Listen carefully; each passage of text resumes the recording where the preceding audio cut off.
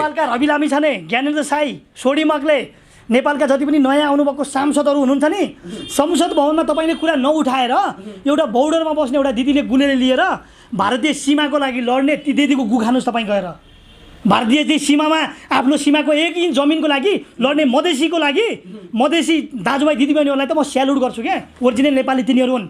यहाँ रवि लामिछाने, ज्ञानेन्द्र साई, यी सोडी मगले, यी प्रचण्ड, केपी शर्मा ओली, माओवादीका भाषणहरू सानो स्ट्यान्डर लेखेर माओवादीका झोले कार्यकर्ताहरू, यी केपी शर्मा ओलीका झोले कार्यकर्ताहरू, यी शेरबहादुर देउवाका झोलेहरू, तिनीहरूले सास फेरे पनि राम्रो, हगे पनि राम्रो, तिनीहरूले खाए पनि राम्रो, उल्टी गरे पनि राम्रो भन्ने झोलेहरू आज देशमा यत्रो अन्याय पर्दाखेरि एउटा हाम्रो भारतको नक्सा पनि, नेपालको जमिन भारतको नक्सामा टाँसिँदाखेरि पनि विरोध नगर्ने तिमीहरू, बोर्डरमा बस्ने ती मधेसी दाजुभाइ दिदीबहिनीहरू र त्यो सीमामा दार्चुला र त्यो तपाईँको भारतको प्रत्येक झुलाघाटदेखि लिएर माथि तपाईँको कुना कुनामा बस्ने ती आफ्नो जमिनको लागि रात दिन नबन्ने ती दाजु दिदीबहिनीहरूको गु खानुहोस् तपाईँले। माननीय वीर गोर्खालीका सन्तान हामी, हिटलरले पनि तारिफ गरेको सन्तान हामी, कोहीसँग नझुकेको, विश्वको कुनै पनि शक्तिसँग नझुकेको गोर्खालीको सन्तान हामी। विश्वको कुनै पनि शक्ति, चाहे हिटलरको होस् चाहे विश्वको जुनसुकै शक्ति, यत्रो इन्डिया, यत्रो विश्वको कति देशलाई एउटा गुलामी बनाएको, तर हामी नझुकेको वीर गोर्खालीको सन्तान हामी। आज एउटा देशले हामीलाई पछिल्लो पिँढीमा एउटा तपाईँले भने जस्तै ठ्याक्कै हेर्नु न, यो फिल्मको भन्दा अलि अगाडि जो नेपालका प्रधानमन्त्री तपाईँ भारतमा जानुभयो, पुष्पकमल दाहाल प्रचण्ड, उहाँलाई चाहिँ नेपालको संसद भवनमा नेपालको, जस्तो कि तपाईँले यति बुझ्नुपर्छ कि धेरैले यो बुझेका छैनन् कि नेपालको जुन जमिनको नक्सा, नेपालको जुन भूमिको, भारतको जुन संसद भवनमा एउटा जुन नेपालको जमिनको नक्सा राखिएको छ नि, यो किन तपाईँलाई थाहा छ? यो मैले सोधेँ, हेर्नुहोस्, भारतीय जनता पार्टीको उत्तराखण्डको मुख्यमन्त्रीको एउटा स्वकीय सचिव मेरो साथी हुनुहुन्छ, उहाँलाई मैले सोधेँ यो किन भन्दाखेरि भारतले जहिले पनि तपाईँको नेपालको रूपन्देही लुम्बिनी हेर्नु न, त्यहाँ गौतम बुद्ध जन्मेको ठाउँ हो नि, त्यही ठाउँलाई ठ्याक्कै भारतले आफ्नो नक्सामा पारित गरेको छ नि। नेपालमा गौतम बुद्ध जन्मेको होइन, गौतम बुद्ध भारतमा जन्मेको हो भनेर विश्वका धेरैवटा किताबहरूमा भारतले लेखेको छ। एकजना कुन दाई हुनुहुन्थ्यो, उहाँले टिकटकमा एउटा भिडियो बनाउनु भएको थियो, विश्वका धेरैवटा ठुला म्यागजिन, ठुला किताबहरूमा नेपालको एउटा गौतम बुद्ध चाहिँ भारतमा जन्मेको हो भनेर प्रणयित गरेको छ। त्यही नेपालको एउटा गौतम बुद्ध जन्मेको स्थानलाई भारतमा देखाइयो भने अझै एउटा भारतमा जन्मेको हो गौतम बुद्ध भनेर देखाउन प्रष्ट होस् भनेर भारतको एउटा संसद भवनमा नेपालको नक्सा पारित गरिएको रहेछ। एक र दोस्रो कुरा, अहिलेको यो फिल्ममा एउटा जुन आदिपुरुष भन्ने एउटा फिल्ममा, ठिक छ, एउटा फिल्मलाई जात धर्म कसैले पनि भेदभाव गर्न मिल्दैन। एउटा भारतीय फिल्म नेपालमा चल्नुपर्छ, नेपालको फिल्म भारतमा चल्नुपर्छ, यसमा मेरो विभूति छैन। तर एउटा नेपालकी जानकी भन्ने एउटा नेपालकी हाम्रो राष्ट्रिय विभूति, हामी उनलाई एउटा यस्तो नेपालको लगभग कि हामी नेपाल उहाँको नाम लिएर हामी एउटा भगवान त के उहाँको नाम लिन पनि हामी लायक छैनौँ। हिन्दूहरूको आस्थाको धरोहर हाम्रो हिन्दूमाथि एउटा आँच आउने काम जुन यो फिल्मले गरियो र त्यो फिल्मको एउटा छोरीलाई भारतको भनियो। यो नेपाल सरकार सेन्सर बोर्ड, चलचित्र विकास बोर्डले हेर्नुपर्ने ठाउँमा नहेरेर एउटा बालनशालेको ध्यान कसरी गयो होला ल भन्नुहोस्। एउटा देशप्रतिको माया भनेको यो हुनुपर्छ। पछि जोडिन्छु, जसरी एउटा राइटरले एउटा चुनौतीका साथ दिन्छन्, हजुर, म अर्काको देशको धर्ममाथि हस्तक्षेप गर्न चाहन्छन्, हजुर, त्यस्ता राइटरलाई मैले थुक्न चाहे, तपाईँ थुक्न चाहनुहुन्छ कि चाहनुहुन्छ? यस्तो सुन्नुहोस् न, एउटा आदि पुरुष लेख्ने मान्छेले आदि जानकारी भएर फिल्म बनाएर हुन्छ?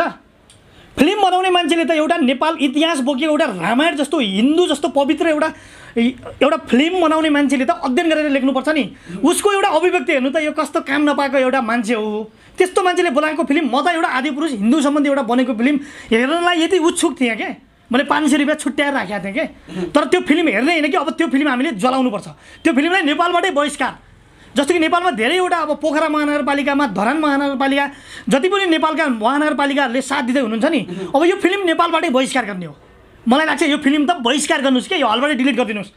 एउटा फिल्मको राइटरले नेपालको एउटा इतिहास नबुझेर, हिन्दूको एउटा इतिहास नबुझेर, मिथिला एउटा पहिला कस्तो थियो राज्य, त्यो मिथिलाको एउटा राजा जनककी छोरी होइन, तपाईँको उनको इतिहास के हो, उनी कहाँ जन्मेकी थिइन्, उनलाई के मानिन्छ, त्यो एउटा अध्ययनै नगरेर एउटा फिल्म बनाउने मूर्खले एउटा फिल्म बनाएर हुन्छ भने एउटा पनि नेपाल सुन्नु न, तपाईँले भने जस्तै ठ्याक्कै 1903 देखि भारतबाट नेपाल अलगियो गरे। वीर गोर्खालीका सन्तान हामी 100 वर्ष भारतमा अङ्ग्रेजले शासन गरेको।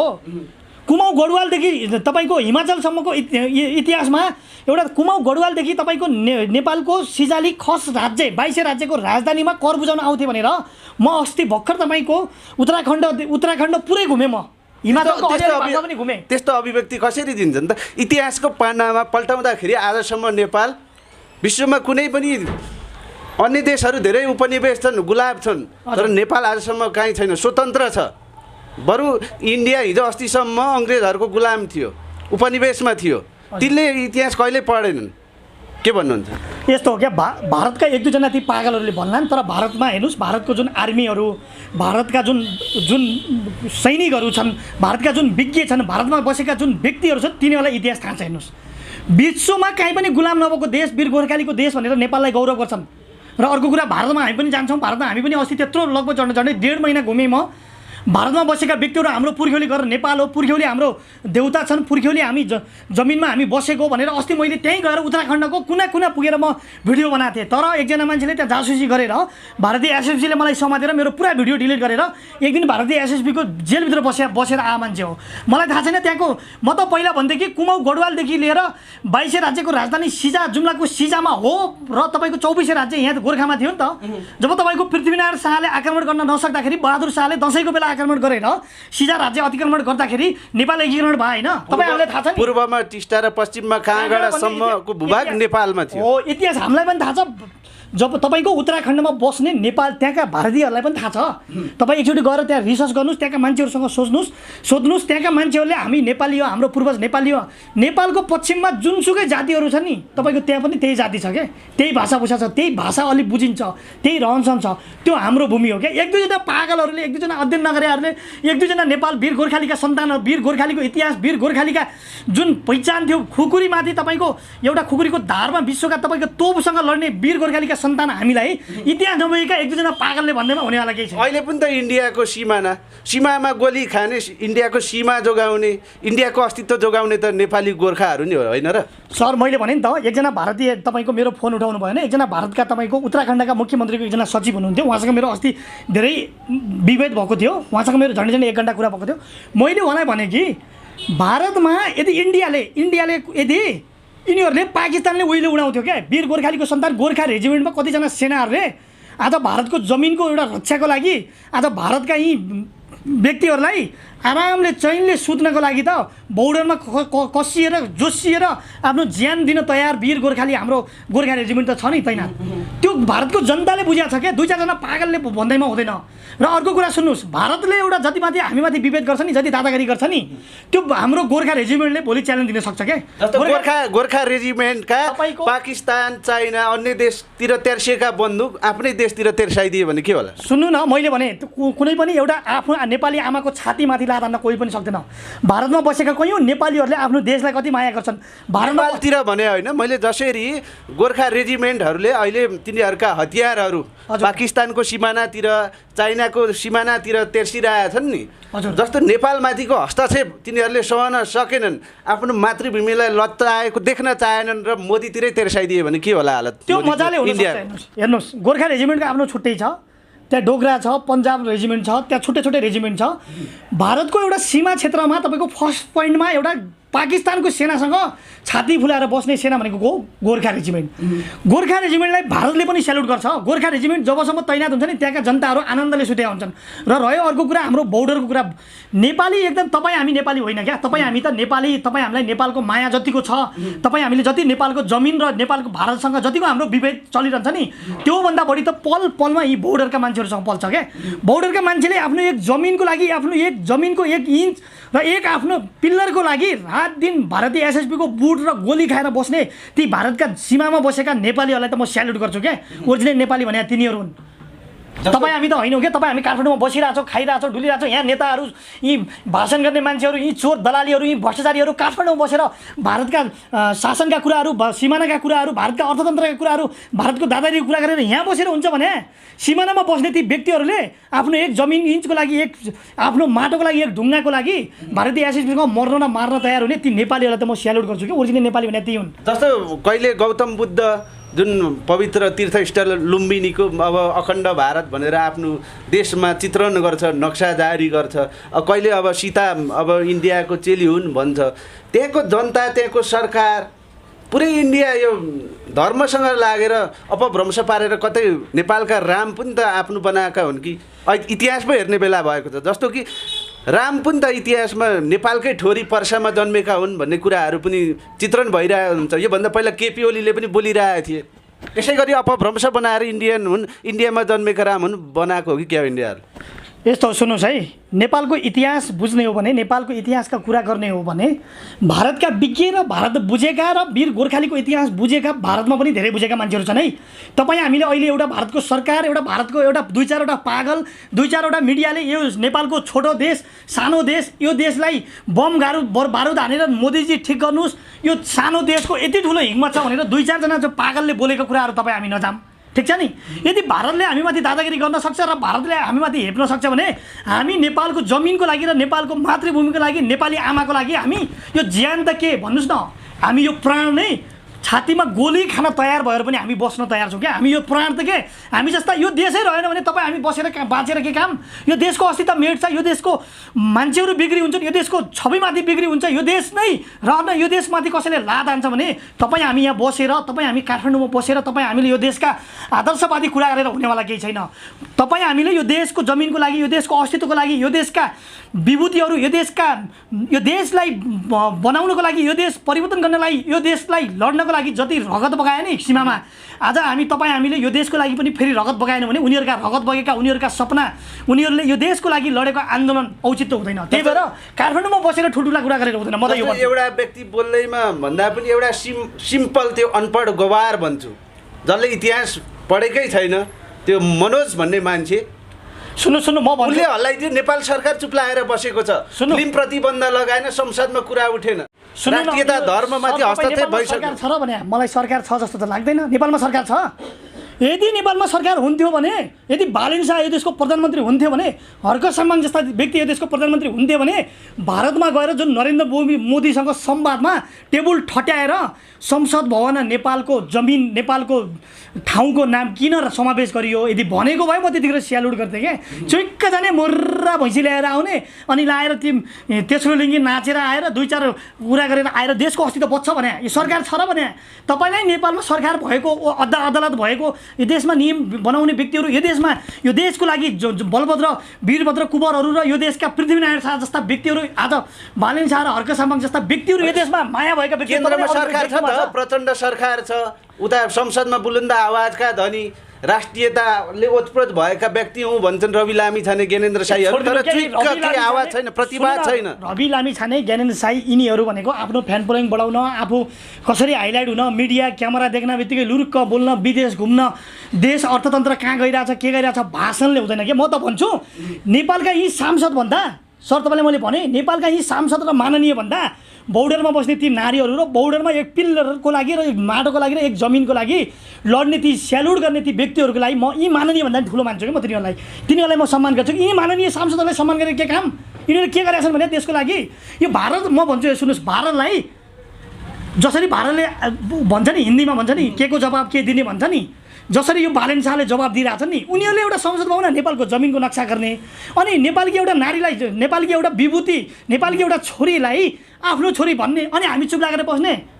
भारतको जनतालाई म विरोध गर्दिनँ है। भारतको जनताले धेरै बुझेका छन्, इतिहास बुझेका भारतको जनताले जुन नेपालमाथि हामीमाथि माया गर्ने, हाम्रो एउटा रोटी बेटीको सम्बन्ध छ, नेपाल वीर गोर्खालीको देश। आज यी वीर गोर्खालीका केटाहरूले, आज वीर गोर्खाको रेजिमेन्टहरूले आज हामी चीनसँग, पाकिस्तानसँग दादागिरी गरी तरिकाले आज सीमामा पनि हामी आनन्दले सुतिरहेको छौँ भन्ने ती भारतीयहरूलाई त म केही भन्दैन, उहाँलाई म सम्मान गर्छु। यो दुई चार पागलहरू, यो सरकारले जुन हामीमाथि पेल्ने र यो दुई चार पागल व्यक्तिहरूले नेपालमाथि हेरेर यी वीर गोर्खालीको सन्तानहरूलाई चिन्दैन नि, यिनीहरूलाई हामीले मिसाइल जो युरेनियम उत्खनन गरेर उत्तर कोरियाले आज अमेरिकालाई जसरी थ्रेट दिइरहेछ नि, त्यसरी भोलि हामी यहाँको युरेनियम उत्खनन गरेर नेपालको एकजना व्यक्तिले 1000 रुपियाँ उठाएर, जुन 3 करोडबाट उड्ने पैसा छ नि, 1000 एकजनाले उठाएर हामी युरेनियम उत्खनन गरेर यहीँबाट हामी मिसाइल बनाएर आज उत्तर कोरियाले जसरी अमेरिकालाई दादागिरी गरिरहेछ नि, त्यसरी आज भारतलाई यहाँबाट हामी दादागिरी गर्न सक्छौँ क्या। तर यो सरकारले पोलिसी बनाउनु पर्यो।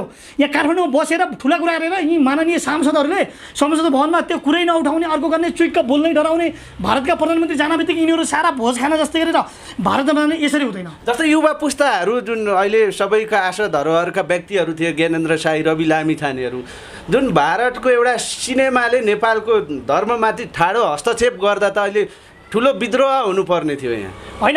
इजिली 2-3 दिनसम्म फिल्म चलिरहेछ। हजुर, विद्रोह हुनुपर्ने होइन र भने यस्तो अब ज्ञानेन्द्र साईजी जहाँ अस्ट्रेलिया जाँदाखेरि एयरपोर्टमा भन्नुभएको थियो जुन हाम्रो माननीय उहाँले गर्नुभयो रवि लामिछानेजीले कति भन्नुभयो त्यतातिर म जाँदैन रवि लामिछाने ज्ञानेन्द्र साई जुन अहिलेका यी युवाहरूले कति काम गर्छन् न कति के गर्छन् जनताले मूल्याङ्कन जिल्ला भाषण गरेर मात्रै होइन कार्यान्वयन गर्नु पर्थ्यो यो फिल्म टोटल्ली फिर्का गराइदिनु पर्थ्यो कि सेन्सरमा त्यो एउटा डायलग काटेर मात्रै हुँदैन भारत हजारौँ लाखौँ भारतीय माता उनीहरूको सिनेमाले एउटा प्रेरणा दिन्थ्यो नि त सीता पनि इन्डियाकै चलिरहेछ भनेर यस्तो हो क्या सुन्नु न नेपालमा के छ भने नेपालको मातृभूमि नेपालको जमिनमाथि यो नेपालको माटोलाई आफ्नो प्राणभन्दा प्यारो मान्ने मान्छेहरू थोरै देखेँ कि मैले नेपालमा आफ्नो पब्लिसिटी पैसा कमाउने आफ्नो नाम कमाउने हेर्नुहोस् यो काठमाडौँ महानगरपालिकामा बालेशाहले 3 दिनदेखि नेपाल लगायत भारतमा सबै ठाउँबाट काटिनुपर्छ यदि त्यो काटिँदैन भने नेपालको छोरी हुन् भनेर हाल्नुपर्छ भन्नुभयो नि त जस्तो कि भारतले जे पुरा गरे भन्नु हुने अनि हामी चुप लागेर बस्नु हुने यो त नेपालको चलचित्र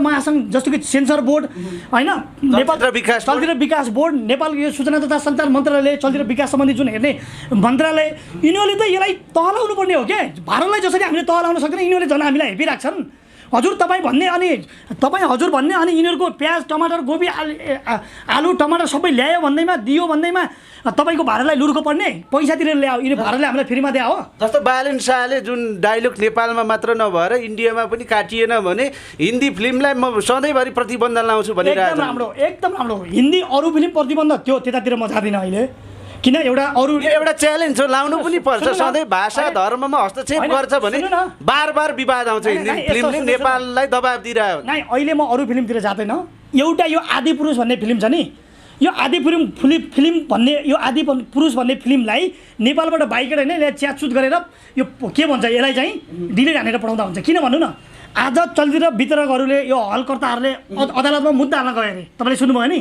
कता कता न्युज आइरहेको छ नि बालेन शाह विरुद्ध अदालतमा उजुरी दिन गए अरे चलचित्र प्रदर्शक हलवालाहरू उहाँको संस्था नि गयो अरे चलचित्र प्रदर्शक सङ्घबाट उजुरी गयो भन्ने खबर आइरहेको छ अनि एउटा भारत देश कोहीसँग नझुकेको वीर गोर्खालीको देश हामी त्यो देशलाई एउटा भारतको एउटा फिल्मले समेत अपहेलना गर्छ भने तपाईँ हामीले त्यो फिल्मलाई प्रोत्साहन गरेर त्यो फिल्मलाई हेरेर त्यो फिल्म अझै तपाईँको किन हलमा चल्न दिएन भनेर मुद्दा गर्न जाने भने चाहिँ कतै देशप्रतिको माया एउटा तपाईँहरूलाई कति देशप्रतिको माया रहेछ एउटा फिल्म तपाईँहरूको रगतमा नेपालको रगत बगिरहेको छैन एउटा फिल्म बाइकट गर्दा जुन नेपालको आमामाथि लाठी प्रहार गर्दा ती हलवालाले पनि बाइकट गर्नुपर्ने थियो स्वाभाविक रूपमा ती हलवालाले पनि यो फिल्मलाई बन्देज गराउनु पर्थ्यो होइन देशप्रतिको माया भएको भए यस्तो सुन्नु न नेपालको अस्तित्वमाथि आँच आउने कुनै पनि काम हुन्छ भने त्यो आँच आउने कामलाई लातले होइन मिसाइलले यिनीहरूलाई उडाएन भने यिनीहरू ठिक ठाउँमा आउँदैनन्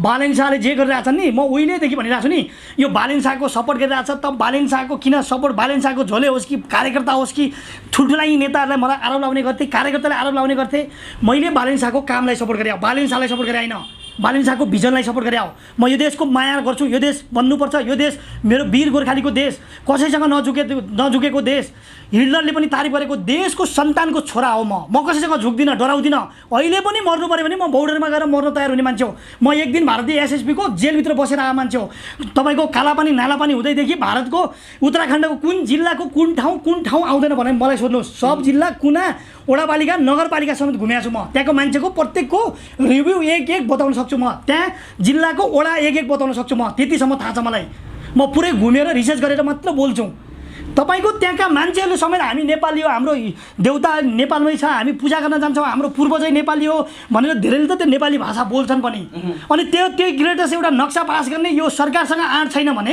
एउटा बालेन शाहले त्यतिको गर्ने आँटलाई त हामीले सेल्युट गर्ने हो सम्मान गर्ने हो यो हलाला भित्र गरा यो सेन्सर बोर्ड चलचित्र विकास बोर्ड सञ्चार मन्त्रालय मेन दोषी सञ्चार मन्त्रालय देख्छु म एउटा सञ्चार मन्त्रालयले यो फिल्म टोटल्ली बन्देज गराउनु पर्थ्यो होइन मलाई यो भन्नुहोस् क्या यो देशमा जहिले पनि हामी गरिब छौँ हामीसँग अर्थतन्त्र छैन हामीसँग केही छैन रोजगार छैन पैसा छैन भन्दैमा कसैले हेर्न पाउँछ एउटा फिल्मले समेत एउटा फिल्मको लेखकले समेत यत्रो अभिव्यक्ति दिँदाखेरि नेपालमा किन विरोध भइरहेछ अरे मलाई थाहा छैन रे 1903 या 4मा नेपाल भारतसँग नेपाल छुटेको हो अरे टुक्रिएको हो त्यो नेपालभित्रै पर्छ भन्ने यस्तो अभिव्यक्ति दिँदा समेत पनि अझसम्म पनि नेपालमा हल चलाउने अरे त्यो हललाई अरे ब्यान गर्दाखेरि अरे विरोध गरेर अदालतसम्म जाने वाह तपाईँहरूको देशभक्ति माने मैले के अझ पनि तपाईँ यो देशमा बस्न लाज लाग्दैन? अझ पनि तपाईँ नेपाली हो भनेर गौरव गर्न तपाईँलाई लाज लाग्दैन?